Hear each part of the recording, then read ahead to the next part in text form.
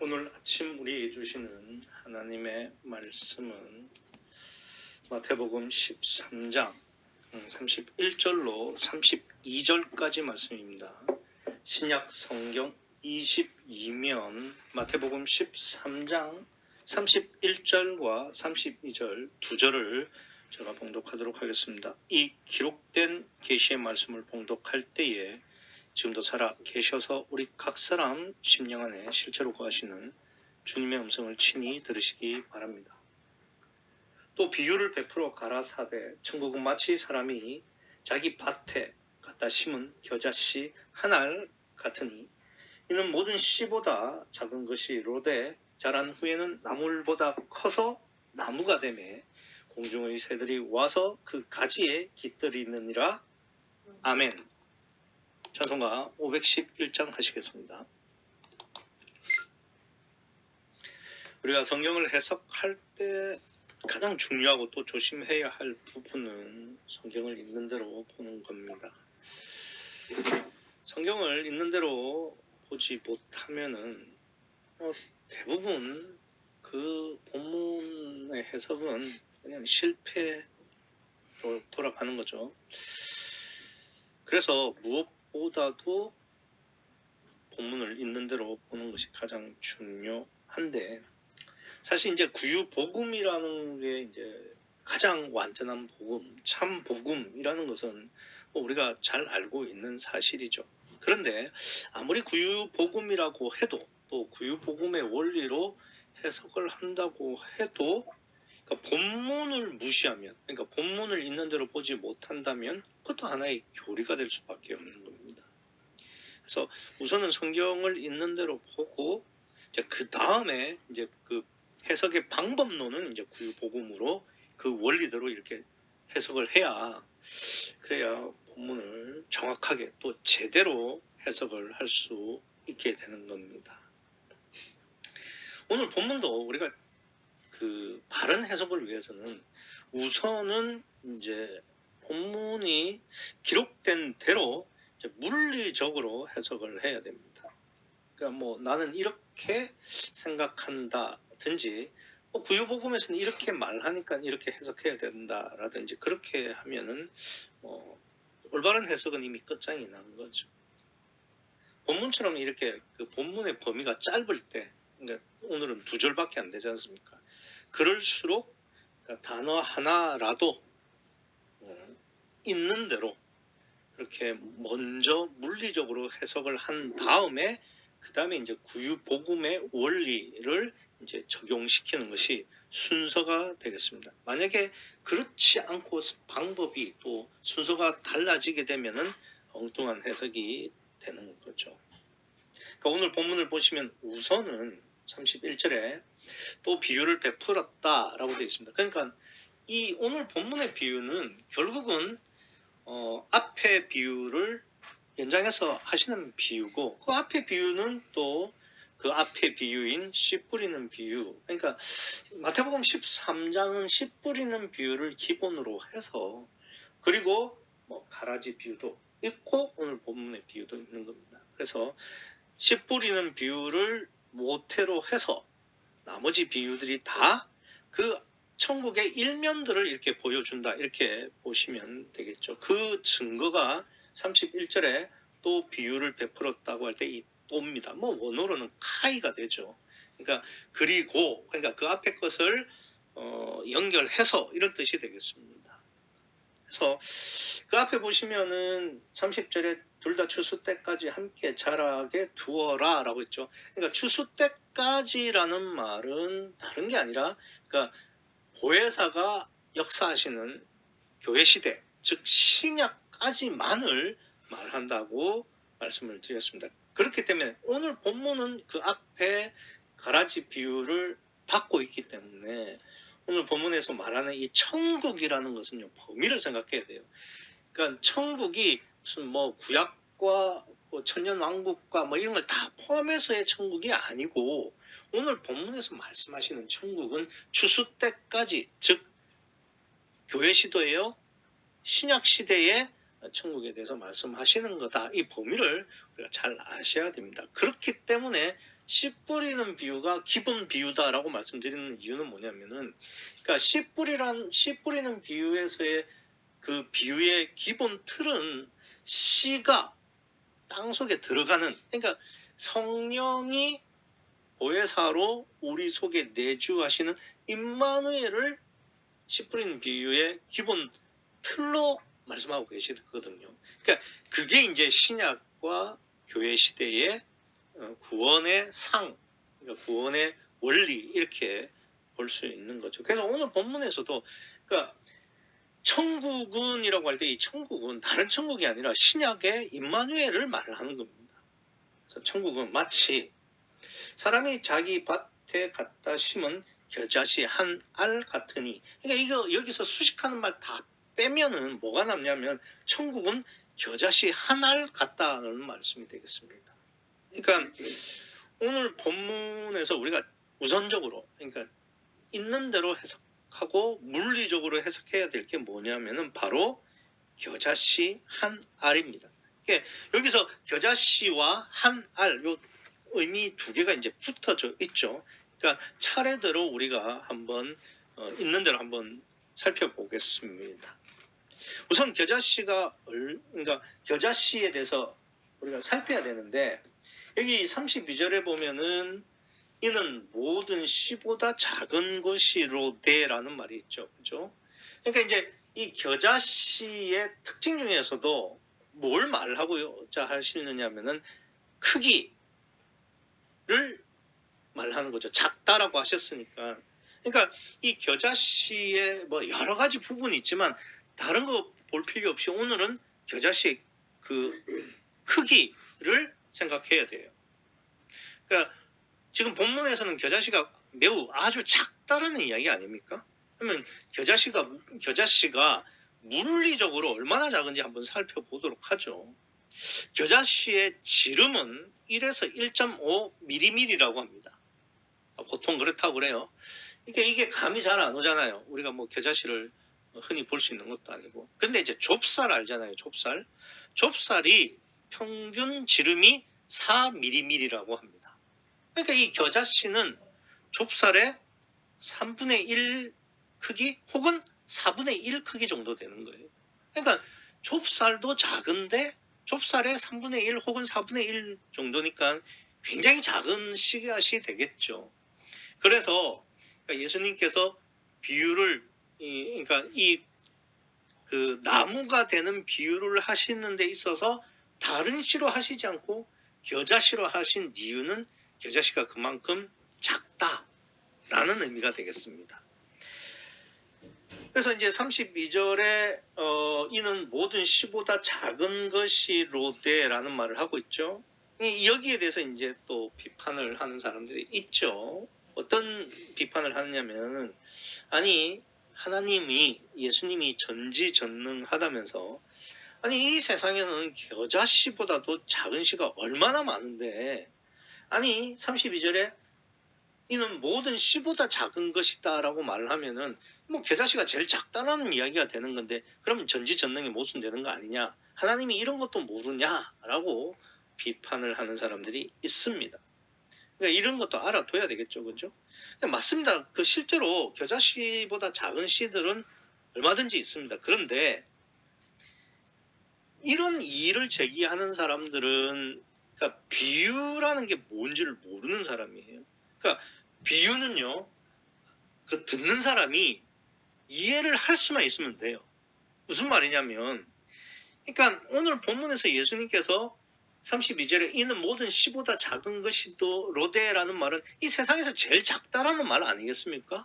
그런데 이 대상이 지금, 그러니까 2000년 전 근동 사람들, 그러니까 이스라엘 사람들이라 이 말이에요. 그러니까 2000년 전 이스라엘 사람들이 제일 작은 씨로, 겨자씨로 알고 있으면 제일 작은 씨예요.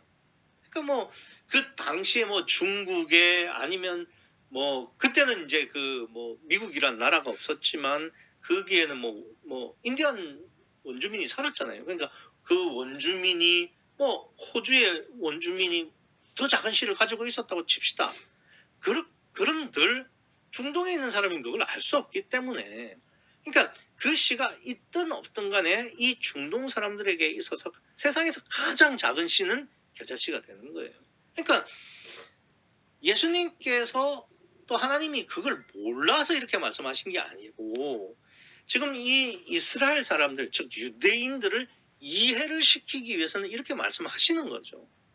그 점을 아시면 됩니다. 그러니까 비유는 한 면만 상징적으로 드러내고 그걸 알아듣게 하면 되는 거예요. 아니 만약에 여러분 겨자씨가 제일 작은 씨가 아닌데도 겨자씨를 제일 작은 씨라고 했다는 걸 모순을 하고 말을 하면은 아니 천국 비유라는 것 자체가 모순 아닌가요? 천국이라는 존재는 영계라서 보이질 않아요. 뭐 보혜사 성령은 보입니까? 하나님이 계신 저 천국은 보입니까? 그러니까 다 모이는데 지금 겨자씨니 뭐 가라지니 또 신이 이렇게 다 보이는 걸로 설명하잖아요. 아무리 작아도 그러니까 보이는 건 보이는 거죠. 그러니까 이것 자체가 모순인데 뭐 그 겨자씨가 제일 작은 걸로 이렇게 시비를 거는 것 자체가 비유를 정확히 모르는 사람들의 무식의 소치다 이렇게 보시면 되겠습니다. 그래서 이제 우리가 뭐 예컨대 이제 조선시대 사람들한테 비행기를 설명한다고 쳐봅시다. 그럼 비행기 어떻게 설명해야 될까요? 조선시대 사람. 아니 그 사람들은 뭐 비행기를 본 적도 없고 비슷한 것도 알 수도 없어요. 그럼 뭐라고 설명해야 될까요? 그러니까 철로 만든 새 뭐 이렇게 정도로 비유를 할 수밖에 없잖아요. 근데 비행기가 셉니까? 아니잖아요. 그러니까 그 한 면 어떠한 면만 특징을 잡아서 이렇게 그 사람을 이해를 시키면 그것으로 이제 비유는 성공을 한 겁니다. 그래서 이제 겨자씨가 굉장히 작다. 그러니까 좁쌀의 3분의 1 혹은 4분의 1 정도의 크기다. 그만큼 작다. 그것을 예수님은 세상의 모든 씨보다 작다. 제일 작은 씨다라고 비유해서 표현하셨습니다. 자, 그 다음에 우리가 또 놓치기 쉬운 게 뭐냐면 겨자씨 그냥 예수님께서 천국은 마치 겨자씨와 같다고 하지 않고 겨자씨 한 알과 같다고 말씀하셨어요. 이게 무슨 말이냐면은 겨자씨 자체도 작은데 근데 아무리 작은 씨라도 모아놓으면 굉장히 부피가 있어 보이잖아요. 존재감이 드러납니다. 예, 근데 쌀 한 톨도 뭐 쌀 한 톨이 크진 않지만 이 뭐 겨자씨나 좁쌀에 비해서는 크지 않습니까? 그래도 쌀 한 톨은 작죠. 그런데 쌀 한 톨이 아니라 10kg짜리 한 포대 이렇게 하면은 벌써 부피감도 있고 존재감이 드러나죠. 그러니까 지금 예수님이 그 겨자씨 한 알이라고 말씀하시는 이유는 겨자씨 자체도 작은데 한 알만 있다는 말은 극히 작다. 사실상 눈에 보이지 않을 정도로 작다, 없는 것과 같다. 이런 의도가 되는 겁니다.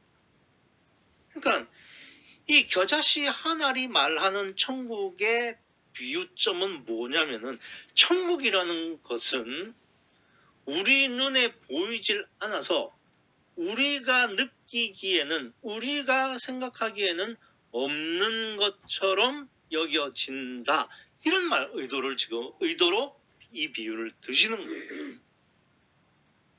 그렇지만 아무리 작은 겨자씨라고 해도 없는 건 아니잖아요. 실제로 존재하죠. 실체입니다. 그러니까 이걸 말씀하시는 거죠. 우리 사람들은 무시하고 잘 배지도 않으니까 없는 것처럼 여기지만 아무리 작아도 실체로 존재한다. 그러니까 천국은 당장에 우리 눈에 보이지 않아서 우리가 무시하고 없는 것처럼 여기지만 그 천국은 실제로 존재한다는 것을 오늘 본문에서 예수님께서 겨자씨 한 알로 이렇게 설명을 하고 있는 겁니다. 사람은 눈에 보이지 않으면은 없다고 생각하고 무시하게 됩니다. 그렇지 않습니까? 근데 우리한테 진짜로 겨자씨 한 알이 있다고 칩시다. 겨자씨를 못 봤으니까 뭐 좁쌀이라고 칩시다. 좁쌀 한 알이 있다고 치면 우리가 좁쌀 하나를 잃어버렸어요. 신경 씁니까? 그까지 좁쌀 하나 뭐 이렇게 되잖아요. 근데 무슨 뭐 보석을 하나 잃어버렸다. 뭐 그러면은 눈에 불을 켜고 찾겠죠. 근데 좁쌀 하나는 에이 그거 뭐 있으나 마나 있는지도 몰랐다. 뭐 이런 식의 표현이 가능할 겁니다. 그래서 그 정도로 존재감도 없고 무시당하는 것이 그러니까 겨자씨 한 알이듯이 천국도 그렇다는 거예요.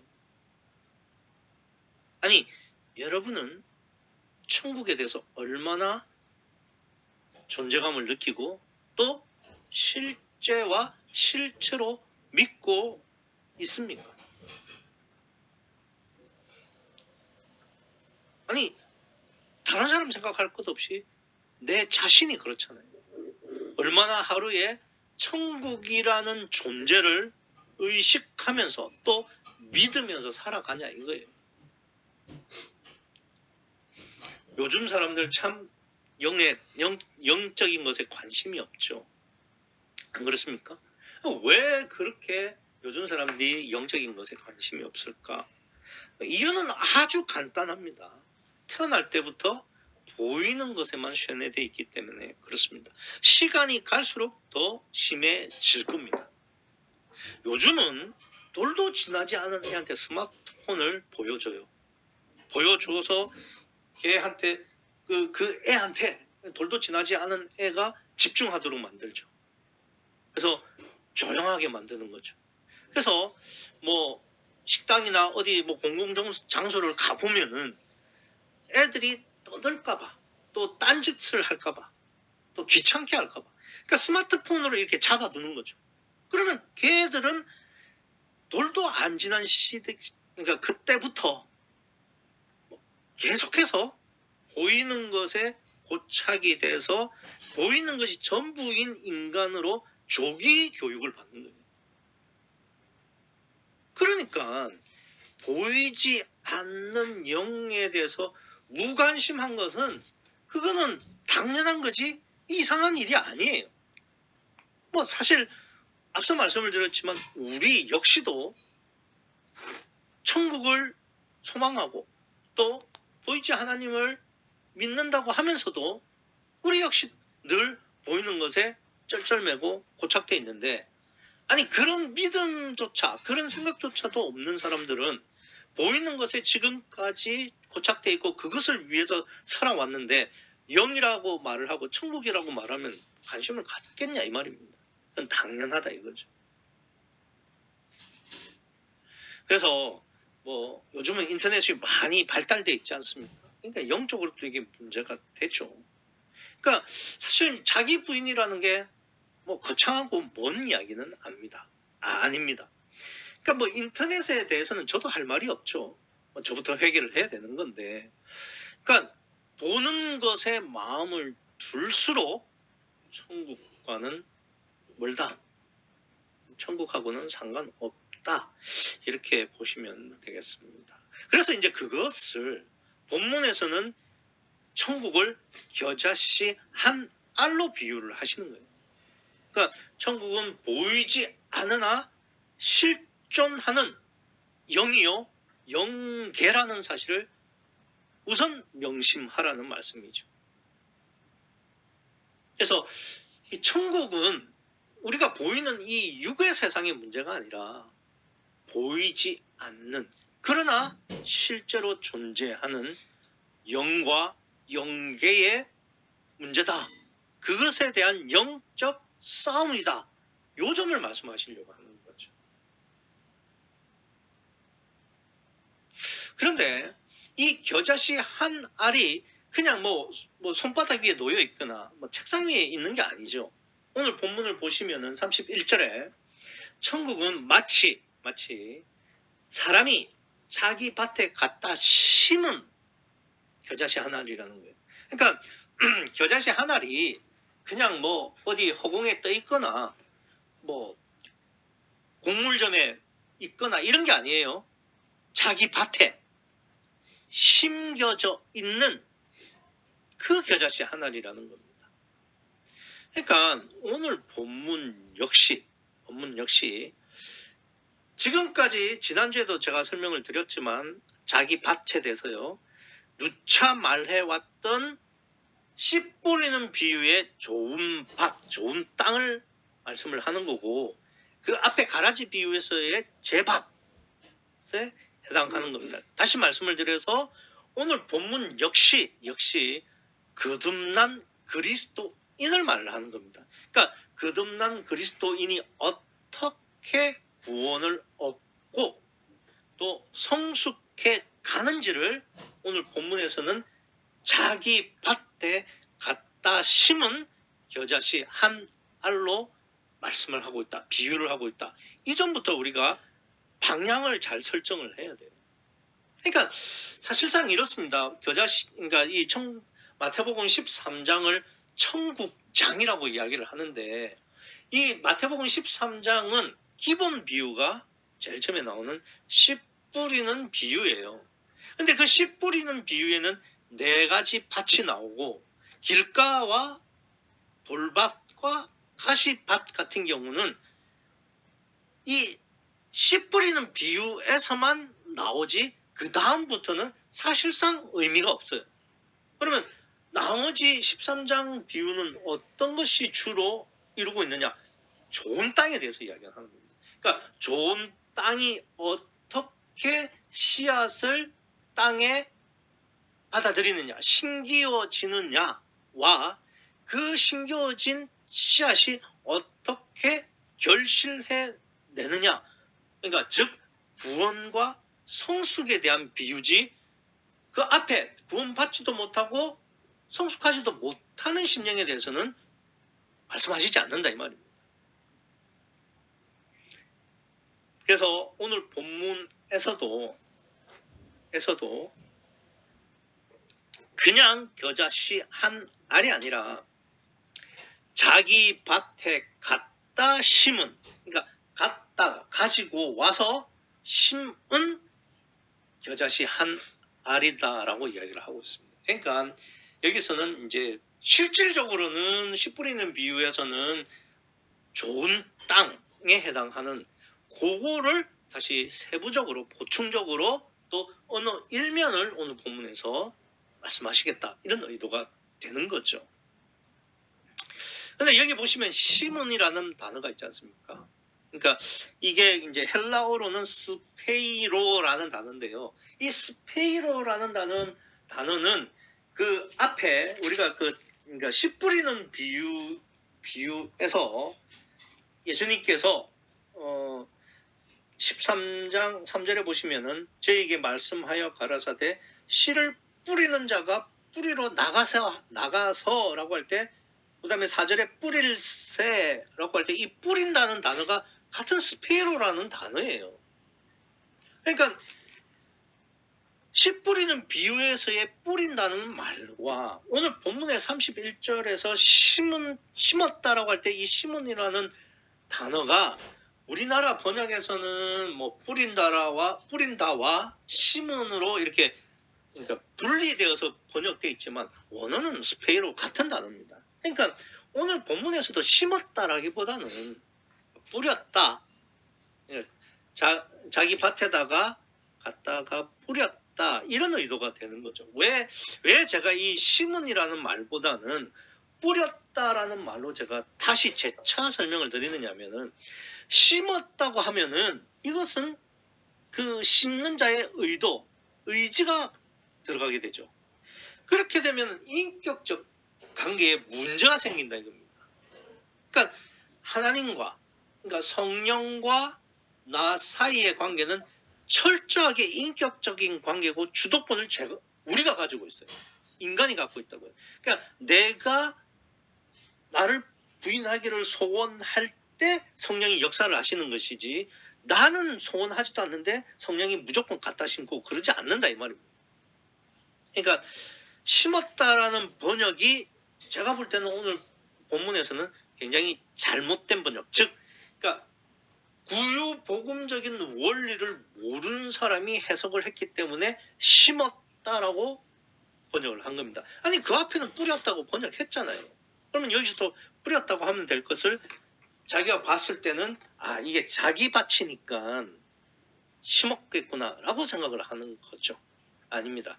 같은 스페인어로 뿌렸다라고 해야 되는 맞습니다. 그러니까 뿌렸다라는 말은 그러니까 뿌리는 것에서 끝나는 것이지 그 뿌리는 것에 뿌린 씨앗을 받아들이고 안 받아들이고는 땅의 영역이다 이 말이죠. 그래서 안 받아들인 밭이 길가, 돌밭, 가시밭이에요. 받아들인 밭이 좋은 땅이고요. 그 점을 잊지 마시기 바랍니다. 그래서 여기서는 심었다라는 말 대신 뿌렸다라고 번역하는 것이 더 정확한 번역이다라는 말씀을 드리는 거고요. 그래서 이게 겨자씨는 그러니까 겨자씨와 땅은 그러니까 그 심기우는 자가 그러니까 심었다는 표현 그러니까 그 번역을 기준으로 하면 심는 자가 자기 의지를 가지고 딱딱 예정론식으로 이렇게 심어주는 게 아니고 인격적인 관계로 하나님도 성령도 최선을 다해서 복음을 전하고 성령을 주시죠. 그리고 그 성령을 몸 밖의 성령에서 몸 안으로 보혜사로 받아들일 거냐 안 드릴 거냐는 땅의 선택이고 땅의 고난이다 이 말입니다. 그러니까 자원해야 된다 이 말이죠. 그랬을 때 자원했을 때 그때서야 성령이 역사를 하셔서 들어오신다는 그 관계를 아셔야 된다 이 말입니다. 그래서 겨자씨 한 알이 내 마음속에 겨자씨 한 알이 땅에 들어가는데 이게 심은 것처럼 강제가 아니라 뿌린 것처럼 인격적 관계로서 땅 위에 떨어지는 것이고 그런데 여기서 천국이 이루어지려면은 결과적으로는 그 씨앗이 심겨져야 되죠. 즉 그 씨앗이 땅에 들어가야 된다 이 말입니다. 물론 이 땅에 들어갈 때는 인격적인 관계 즉 오히려 이니시어티브 주도권이 인간에게 있다는 말씀을 드리는 거고 그러나 결국은 그 씨앗이 땅 속에 들어가서 심은 상태가 돼야 천국입니다. 그걸 어디까지 하겠다? 세상 끝, 추수 끝까지 하시겠다 이 말입니다. 그게 신약과 교회의 구원이고 천국이라는 것을 31절에서 말씀을 하고 있는 겁니다. 그런데 겨자씨 한 알이 심겨지는 게 거의 불가능에 가까워요. 왜냐하면은 겨자씨가 앞서 말씀드린 것처럼 워낙 작아서 사람들은 없는 걸로 생각하고 무시하기 때문입니다. 그러니까 겨자씨 한 알이 그 밭에 들어가서 결과적으로 심기워지는 것이 목적이고 그게 천국인데 지금 그게 거의 불가능하다는 이야기죠. 이 말은 무슨 말이냐면은 구원이 거의 불가능하다는 이야기가 되는 것이고 그렇기 때문에 이 겨자씨 한 알이 심겨지는 것이 거의 불가능하고 구원도 거의 불가능하다라는 것을 우선적으로 오늘 본문에서 겨자씨 한 알로 말씀을 하시는 겁니다. 그러니까 한번 보세요. 마태복음 6장 33절에 너희는 먼저 그의 나라와 그의 의를 구하라 라는 말씀이 있잖아요. 그게 구원의 절대 원리가 되는 거죠. 그리고 그 다음 34절에 한날의 괴로움은 그날의 족하니라 라고 말씀을 하십니다. 그런데 한번 보세요. 왜 우리가 먼저 그의 나라와 그의 의를 구하지 못할까요? 아니 분명히 예수님은 그리하면 이 모든 것을 너희에게 더하여 주시리라. 그러니까 먼저 그의 나라와 그의 의를 구하기만 하면은 내가 필요한 것에다가 더해서 주신다고 말씀하셨거든요. 예수님의 말씀이시니까 분명한 보증수표죠.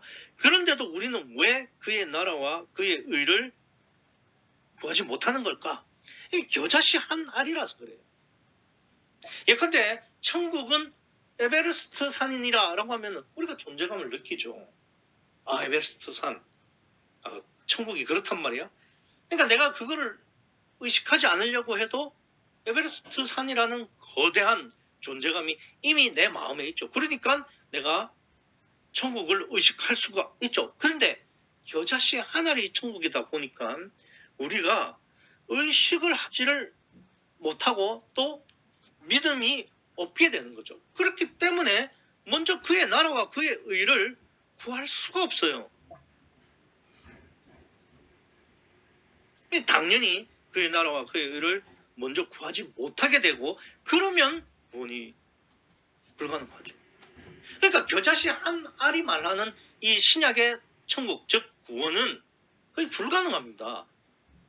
보이는 게 전부인 우리 인간에게 있어서 천국이 겨자씨 한 알이라는 것은 천국은 구원이 들어가기가 거의 불가능하다. 이 말씀을 하시는 거죠.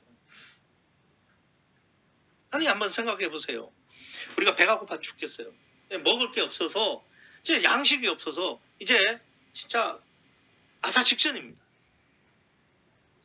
근데 예수님이 나타나셔가지고 야 내가 천국 복음을 줄까? 너를 구원해 주랴? 예 구원해 주세요. 자 겨자씨 하나를. 이러면은 믿겠습니까? 무슨 생각이 들어요? 아니 저 겨자씨 하나로 내 배를 어떻게 채우지?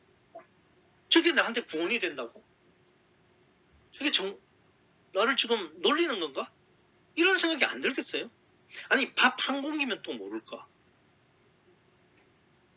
그러니까 사람들은 겨자씨 하나를 가지고는 구원이 먼저 그의 나라 그러니까 나에게 필요한 이 모든 것에서 더하여 주신다는 것이 믿어지지가 않는 거죠. 믿을 수가 없는 겁니다. 왜? 보이는 것 기준이니까.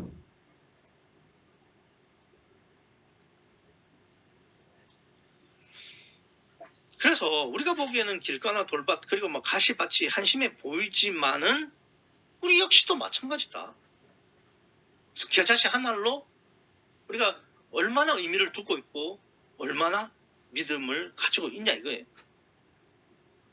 그러니까 그 가시밭에서 세상의 염려와 재리의 유혹 당연하죠. 왜 겨자씨 하나하고 그거하고 비교를 하면은 누가 겨자씨 하나를 믿겠습니까? 당연히 유혹되죠.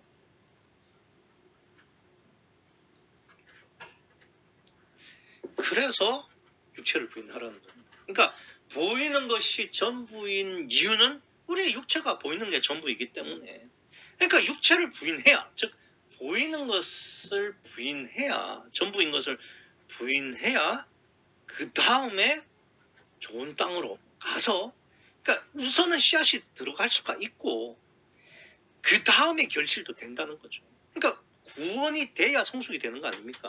그러니까 지금 구원의 문제에서 겨자씨 한 알이라는 이 그러니까 없다고 생각하고 보이지 않는 그 천국의 영과 영계의 문제 때문에 우리가 그 씨앗을 받아들이지를 못한다니까요. 그 다음에 뭐 100배, 60배, 30배는 그 다음 이야기고요. 그래서 오늘 본문도 자기 밭에 심은이라고 해서 그러니까 좋은 땅을 대상으로 한다고 말씀을 드렸지만 그 좋은 땅이 되기 위해서 이 심령들이 어떠한 과정을 거쳤느냐. 겨자씨 하나를 에베레스트 산보다 더 큰 존재로 그런 믿음을 가졌다는 거죠. 어떻게? 자기를 부인해서 육체를 부인해서 왜? 육체의 소욕대로 하면 겨자씨 한 알로는 안 되거든요.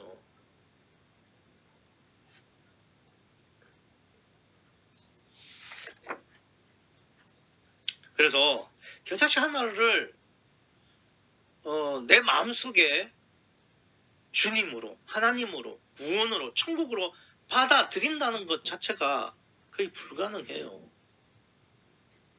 그래서 겨자씨 한 알이 정말 어려운 문제입니다.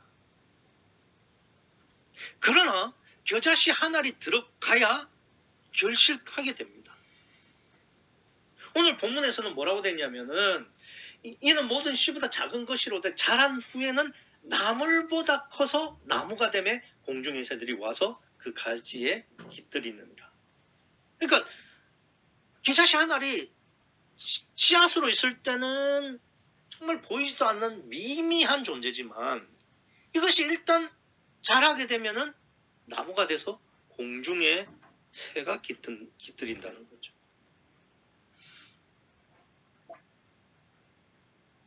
그래서 그 다음은 이제 겨자씨 나무에 대해서 이야기를 하는데, 그러니까 이것은 이제 구원 다음에 성숙이 되겠죠. 그러니까 우선 구원이 거의 불가능하다라는 것을 염두에 두고, 근데 뭐 성숙을 우리 또 따져는 봐야 될 거 아닙니까? 근데 이제 그 성숙을 겨자씨 나무로 지금 설명을 하십니다. 그런데 겨자가 나무가 될 수 있느냐? 이것부터 따져야 되죠. 왜냐하면 물리적으로 우리가 해석을 해야 되니까. 나무와 풀의 차이는, 그러니까 나무와 나물의 차이, 풀의 차이는 한 해살이냐 아니면 다년생이냐 요 차이입니다. 그러니까 다년생이면 나무에 속하게 되는 거고 한 해살이는 다 풀, 뭐 나물 이렇게 되는 겁니다. 근데 겨자는 한 해살이에요. 그 나무가 될 수 없죠. 그래서 이것 가지고도 사람들이 비판을 해요. 아니 겨자씨가 무슨 나무냐, 풀이지. 아니 한 해살인데 어떻게 나무가 되냐. 아니 무슨 앞에 이 겨자씨가 제일 작다고 하는 그것도 좀 이상한데 이것도 이상하다. 하나님 전지전능한 거 맞냐? 네가 믿고 있는 예수가 전지전능하냐? 이렇게 따지는 사람들이 있죠. 그런데 이 점을 아셔야 돼요. 앞서 말씀드린 것처럼, 그러니까 겨자씨가 가장 작다라고 하는 것은 2000년 전 유대인들에게 해당하는 말이다 이 말씀을 드렸죠. 마찬가지예요. 그러니까 나무와 풀의 기준이 다년생이냐 한 해살이냐의 기준으로 나뉜다는 것은 지금 우리의 기준이죠. 2000년 전 이 유대인의 기준에서의 나무와 풀, 나무와 나물은 다른 기준이 있습니다. 어떤 기준이냐? 그 오늘 본문에도 나와 있어요. 이는 모든 씨보다 작은 것이로되 자란 후에는 나물보다 커서 나무가 됨에 공중의 새들이 와서. 그러니까 나무는 어떤 게 나무냐면은 키가 높이 자라는 거. 그러니까 공중으로 공간을 치고 올라가는 거. 나물은요, 땅에 붙어 있거나 땅에 가까이 있는 거. 이게 2000년 전 유대인들의 나무와 풀의 기준이었어요. 그러니까 무슨 말이냐면, 그러니까 오늘 본문에서 말씀하시는 겨자는 우리 기준으로는 풀이고 또 뭐 나물에 해당할 수 있겠죠. 그런데 2000년 전 유대인 기준으로는 나무라 이거예요. 왜 그러냐면은 이게 이 겨자가 두 가지 종류가 있습니다. 뭐 검은 겨자, 흰 겨자 이 두 가지가 있는데 우리나라에서는 주로 검은 겨자를 가지고 이제 재배해서 뭐 그것을 쌈으로 먹고 그렇기도 하죠. 근데 중동 지방에서는 흰 겨자라는 그 종이 있어요. 그거는 거의 뭐 최대 3m까지 자란다고 해요. 그러니까 한 2m 정도는 훌쩍 넘게 자라죠. 그러니까 2m 정도면은 땅에서 많이 떨어져 있는 거 아닙니까? 그러니까 이 유대인들에게 있어서는 이 정도면 나무에 해당하는 거죠. 그래서 그러니까 지금 예수님이 말씀하시는 비유의 포인트는 땅에 붙었느냐 아니면 땅과 떨어져 있느냐 요 차이입니다. 이게 뭐 다년생이냐 한 해 살이냐 이의 문제가 아니라 그래서 예수님께서 그 말씀을 하시잖아요. 32절에 이는 모든 씨보다 작은 것이로되 자란 후에는 나물보다 커서 나무가 되매 공중의 새들이 와서 그 가지에 깃들이 있느니라. 아니 새에 무슨 공중의 새가 있습니까? 그럼 새 중에 땅새도 있습니까? 새들은 다 날아다니죠. 근데 공중의 새라고 특별히 강조하는 이유는 나무라는 존재는 공중에 있다. 그런 이야기가 되는 겁니다. 그러니까 좀 본문에서 말씀하시려고 하는 이유는 뭐냐? 땅과 땅이 아닌 존재의 대별입니다. 성경은 땅을 육으로 표현하죠. 창세기 3장 19절을 보면은 너는 흙이니 흙으로 돌아갈지니라. 그러니까 땅을 육체로 말씀하십니다. 그래서 땅에서 떨어져 있다라는 말은 육에서 떨어져 있다는 말입니다. 그러니까 육을 부인했다는 말이고 육과는 상관없이 육체로는 죽었다라는 의미가 되는 겁니다. 이에 비해서 나물은 땅에 붙어 있거나 땅에 가깝다고 했죠. 그럼 무슨 말이냐면 육체의 소욕대로 육체의 본능대로 살아간다 이 말이 됩니다. 그래서 이 겨자씨 한 알이 심기우는 거 그러니까 땅에 심어지는 것도 앞서 말씀을 드린 것처럼 육체를 부인하지 않으면 즉 보이는 것을 포기하지 않으면 심어질 수 없다. 그러니까 구원도 육체 부인이 절대다라고 말씀을 드렸지만 이 성숙도 어떻게 해야 성숙할 수 있느냐? 성숙이라는 게 자라는 거니까 어떻게 해야 성숙할 수 있느냐? 땅에서 멀어져야 된다. 그러니까 육을 부인하지 않으면 성숙도 불가능하다. 그래서 예수님이 오늘 본문에서 말씀하시는 겨자씨 한 알의 비유는 구원과 성숙을 말씀하시는데 둘 다 육체를 부인하지 않으면 구원도 성숙도 불가능하다라는 것을 말씀하고 있습니다. 아니 보세요. 32절에 보면은 이 모든 씨보다 작은 것이로되 자란 후에는 나물보다 커서 아니 지금 겨자 나무가 그러니까 커진다는 이야기 아닙니까? 그러면 다른 나무랑 비교를 해야지. 아니 모든 나무보다 커서 이렇게 말하면 모를까? 나물보다 커서 당연히 나물보다는 크죠 나무가. 근데 여기서 말하는 것은 나무와 나무를 비교하려고 하는 게 아니고 물론 나무와 나무를 비교하는 건데 여기서 말하는 비교의 포인트는 뭐냐면은 육에 붙어있냐 그러니까 땅에 붙어있냐면 육체의 소욕대로 살아가느냐 아니면 육을 부인하고 살아가느냐 여기에 있다는 점을 잊지 마시기 바랍니다. 그래서 공중의 새가 깃든다라는 것은 그러니까 땅과 완전히 분리가 된 존재. 그러니까 공중의 새가 깃들 정도면은 그러니까 육체를 입고는 거의 성숙의 마지막까지 간 성숙 이렇게 보시면 되겠죠. 그러니까 예수님이 그러셨던 거죠. 예수님도 육체를 입고 있었으니까 온전히 육체를 다 부인하지는 못하세요. 왜 그러냐면 예수님 주무셔야 되고 드시기도 하셔야 되고 그런 제약이 있죠. 그러니까 육체를 입고 있는 한에서는 가장 육체를 부인한 것이 예수님이고 그게 이제 공중의 새가 깃드는 것입니다. 그러니까 우리도 그에게까지 자라야 할 의무가 있는 거죠. 그런데 생각해 보세요. 땅에서 살 수밖에 없는 식물에게 땅을 벗어나라는 말은 사실상 불가능한 이야기 아닙니까? 뭐 어떻게 뿌리를 뽑아야 되나요? 뿌리를 뽑으면 땅에서는 벗어나지만 그건 죽잖아요.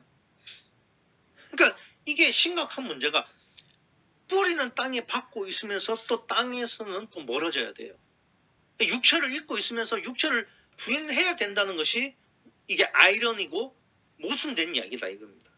그러나 내가 정말 땅에서 멀어지기를 소원하면, 다시 말해서 육체를 부인하기를 소원하면 그 씨앗이, 겨자씨 한 알이 내 속에 들어오고 그 겨자씨 한 알이 모든 나물보다 커져서 공중에 새들이 깃들게 될 정도로 자랄 수 있는 능력을 주신다는 거예요. 내가 하는 게 아닙니다. 나는 그냥 육체를 부인하기를 소원하는 것으로 끝나는 거죠. 씨앗이 심기우고 자라는 것은 성령이 하시고 보혜사가 하실 거예요. 그건 그분에게 맡기고 내가 해야 할 일은 겨자씨 한 알이 내 속에 들어오기를 소원하고 내 속에 들어와서도 나물보다 더 커지고 되도록이면 공중의 새가 깃들이는 그 성수까지 가기를 소원하면서 여전히 나를 부인하는 것, 땅과 멀어지는 것, 그것이 내가 가져야 할 믿음의 전부라는 사실을 잊지 마시기 바랍니다. 다시 말씀을 드리지만 우리는 인간이기 때문에 육신을 입고 있는 존재죠. 그렇기 때문에 육체를 벗어나서 살 수는 없습니다.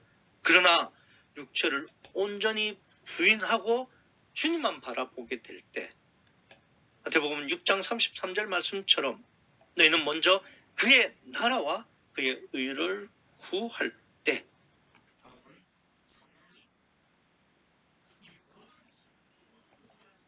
인 것뿐만 아니라 육적인 것까지 더하여 주신다는 사실을 믿으셔야 합니다. 내가 죽기만 하면 성령이 보혜사로 들어오시고 내 안에서 보혜사가 결실을 이루는 역사를 우리 모두가 이루어가기를 소원하는 귀한 육신의 삶이 되기를 간절히 소원합니다. 기도하시겠습니다.